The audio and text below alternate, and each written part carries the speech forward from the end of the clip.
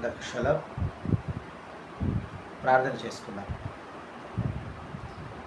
మహాగణుడ, మహోన్నతుడ, నిత్య నివాసి, సర్వోన్నతుడ, సర్వాధికారి, మీ ఘనమైన నామమునకు స్తుతులు స్తోత్రాలు చెల్లించుకుంటాం. ఉదయకాల సమయం ముందు నీ వాక్యమును ధ్యానించగలిగే శక్తి బలమును మాకు అనుగ్రహించి మమ్మల్ని సజీవ లెక్క నుంచి విధానం బట్టి మీకు వేలాది స్తుతులు స్తోత్రాలు చెల్లించుకుంటాం.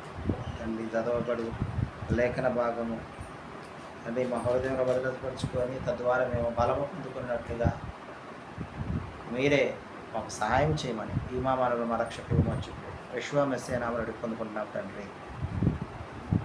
ఆమేన్. యోబు స్నేహితుడు ఎలీఫజు మాటలను బట్టి యోబు ఎలీఫజుతో ఈ విధంగా సెలవిస్తున్నట్లుగా యోబు గ్రంథము 6వ అధ్యాయాన్ని మనము ధ్యానిస్తున్నాం. నా దుఃఖము చక్కగా తోచబడినగాక,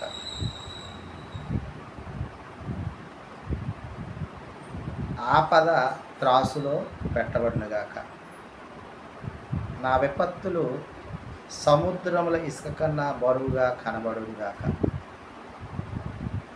నేను నిరర్థకమైన మాటలు పలికి తిని సర్వశక్తిమంతుడగు ఎలోహిం అంబులు నాలో చొచ్చెను.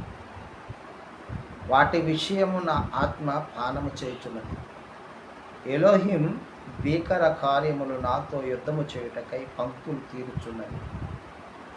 అడవి గాడిద గడ్డి చూచి ఓండ్ర పెట్టున, ఎద్దు మేతను చూచి రంకెవేయన. ఉప్పు లేక ఏదైనా రుచి చేస్తాడా? నేను ముట్టనొల్లని వస్తువులు నాకు భోజన పదార్థాలయ.